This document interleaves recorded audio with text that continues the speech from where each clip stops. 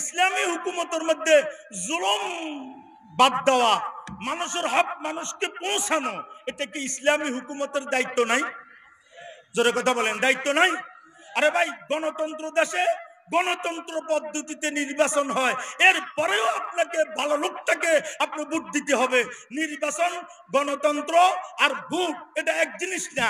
আমার কিছু আবুজা ভাইয়েরা এরা কিন্তু দুটোটাকে এক মনে করি, ওই গণতন্ত্র হারাম একথা বলিয়া গণতন্ত্র বাদ দিয়া ইসলামী প্রতিষ্ঠা করার জন্য রাজনীতি যারা করে, আমার ওই নাদান ভাইয়েরা এটাকে বলে হারাম। এ আল্লাহর বান্দার বান্দিরা, আল্লাহর বান্দার বান্দিরা একটু খেয়াল করে শুনেন। নামাজ তো ফরজ, এটা তো জানেন, না মানলেও এটা বিশ্বাস আছে নামাজ ফরজ, রোজা ফরজ, অর্থ হইলে যাকাত দেওয়া ফরজ, হজ করা ফরজ, বিবিকে পর্দা করানো ফরজ, হালাল কামাই রোজগার করা ফরজ, নিজের তাকওয়া ইখতিয়ার করা ফরজ, এগুলো সব জানেন। কিন্তু অন্যায় কাজে বাধা দেওয়া এটাও তো ফরজ। কি বলেন, ঠিক না? যেহেতু আল্লাহ তাআলা বলছেন ওয়ালা তাআওয়ানু আলাল ইসমি ওয়াল উদওয়ান ওয়াত্তাকুল্লাহ, তোমরা অন্যায় কাজে একে অপরের সহায়তা করিও না। ওয়াত্তাকুল্লাহ, আল্লাহকে ডরাও। ইন্নাল্লাহা শাদীদুল ইকাব, নিশ্চয়ই আল্লাহ কঠিন সাজা প্রদানকারী। আমি আজকে খোলা মাঠে বলে গেলাম, যারা রাজস্ব সম্পদ লুট করছে, হাজার হাজার কোটি টাকা যারা চোরাপথে নিয়ে গেল, বিদেশে তারা রপ্তানি করলো, বিদেশে তারা গাড়ি বাড়ি করলো, এবার আত্মগোপনে চলে গেল, নিরাপদে আছে তারা। ও ভাইজান, আপনি আওয়ামী লীগ করেন, আপনি একটা ভোট দিছেন অথবা সমর্থন করছেন, কসম আল্লাহ ওই 10,000 কোটি টাকার ডাকাতের যে গুনাহ হলো, আপনার একা সেই গুনাহটা হলো। সেই লোকটা তো ভাগ্যবান, মোটামুটি দুনিয়াতে তার স্টাবলিশ করছে, ছেলে মেয়েদেরকে সেই একটু মুখে হাসি ফুটাইছে, বিদেশে তার বাড়ি আছে, তার গাড়ি আছে, ছেলে মেয়েরা আজীবন চলতে পারবে। বাংলাদেশে আর আসলেও আসতে পারে, না আসলেও না আসতে পারে। কিন্তু আপনি হতভাগা গুনাহগার, আপনি যে বাড়িতে বই রইলেন, আপনি একটা টাকাও খান নাই, আপনি 10টা টাকাও চুরি করেন নাই, কিন্তু আপনার আমলনামাতে 10 কোটি টাকা চুরির গুনাহ অবশ্যই লিপিবদ্ধ হবে। ভোট বুঝেন না, ভোট কাকে বলে এটা বুঝেন না। মানে কারণ ভোট এটা আমার বিষয়, আমি যাকে মন চাই তাকে দেব। কেন? এটা ফরজ, এটা আপনার অবশ্যই অপেক্ষাকৃত ভালো লোক করে দেওয়া আপনার উপরে এটা দায়িত্ব। কি বলেন, ঠিক না? আপনার উপরে এটা ওয়াজিব, আপনি দিতে হবে ভালো লোকটাকে, যেই দলে করুক না কেন। ধরি নেন কোন ইসলামী দল নাই, এখানে 4-5 জন দাঁড়াইছে, তখনও আপনি ভালো লোকটাকে ভোট দিতে হবে, ইসলামী লোক থাকুক বা না থাকুক। কাজী এভাবে জাস্টিস এবং আপনার পাকিস্তানের মুফতি আজম মুফতি তকি উসমানী হাফিজাহুল্লাহ, ওনার আজ থেকে 40 বছর আগে লিখছেন ভোট কি শরঈ হাইসিয়ত। এটাকে গত বছর আমি অদম এটাকে অনুবাদ করাইছি, 16 পৃষ্ঠা হয়েছে, বাকি আরো 6 পৃষ্ঠা আমি যোগ করছি। সেখানে হযরতের ওই আলোচনা শুনিয়া পড়িয়া আমার কাছে একটা অবাক লাগলো।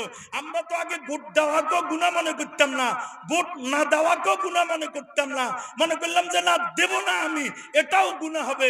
অপেক্ষাকৃত ভালো লোকটাকে আপনি ভোট দিয়া তাকে আপনি জয়যুক্ত করতে হবে, হোক বা না হোক, আপনি কিন্তু আপনার ভোট সঠিক জায়গাতে দিতে হবে। নামাজ হয়, এটা কি আপনার কিনাছে? পড়বেন তো, পড়েন না? আসর ওয়াক্ত কবুল হয়েছে, এটা কি আপনি জানেন? মাগরিব ওয়াক্ত কবুল হয়েছে, এটা কি আপনি জানেন? তো পড়বেন তো, কথা বলেন না। ভোট ফসাই কি লাভ? ভোট ফসাই কি লাভ? ভোট এক জিনিস, ভোটার আরেক জিনিস। খেয়াল করিয়েন, ভোট পচলে পশু, তবে ভোটার যেন না পচে। বলেন, ভোটার যেন না পচে। আল্লাহ নিজে পরিষ্কার বলে দিলেন লা তাকতুমুশ শাহাদা, লা তাকতুমুশ শাহাদা, তোমরা সাক্ষীরে গোপন করিও না। কে বলছেন? বলেন বলেন, আয়াতটা বলেন, লা তাকতুমুশ শাহাদা, তোমরা সাক্ষীকে গোপন,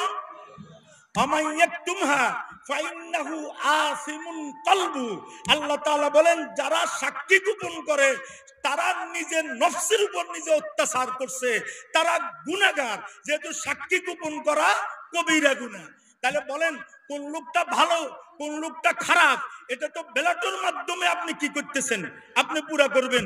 আমার আব্বা জান মাওলানা নুরুল ইসলাম রহমতুল্লাহ আলাইহি হযরত মাদানী রহমতুল্লাহ আলাইহির শাগরিদ ছিলেন। উনি চেয়ারম্যানি মেম্বারে ভোট দিতেন, ভোট দিতে যাইতেন।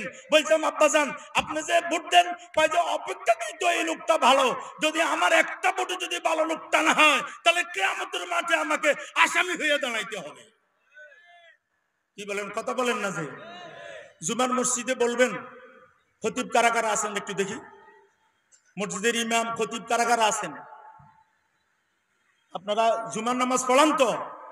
জুমার হাত নামান। জুমার মসজিদে পরিষ্কার বলবেন ভোটের বিধানটা কি, ভোট কাকে বলে? ভোট হলে আমানত। বলেন ভোট কি? আমানত। এটা আমানত, অবশ্যই আপনাকে আমানত রক্ষা করা ওয়াজিব। আব্দুল আমানাতিল আহলিহা, তোমরা আমানতকে তার আহলকে দাও, তার আহলকে কি করো? তোমরা আমানতটা দাও।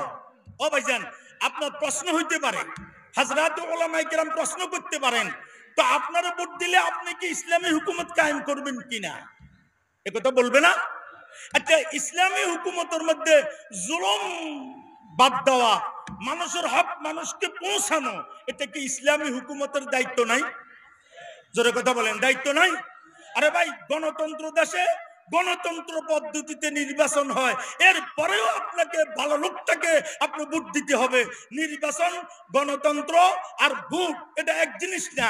আমার কিছু আবুজা ভাইয়েরা এরা কিন্তু দুটোটাকে এক মনে করি, ওই গণতন্ত্র হারাম একথা বলিয়া গণতন্ত্র বাদ দিয়া ইসলামী প্রতিষ্ঠা করার জন্য রাজনীতি যারা করে, আমার ওই নাদান ভাইয়েরা এটাকে বলে হারাম। এটাকে বলে কি? হারাম। দুটোটা জিনিস কি নয়? এক নয়। ভোট এক জিনিস, হ্যাঁ, এরপরে রাজনীতি আরেক জিনিস, দুটোটা এক জিনিস না।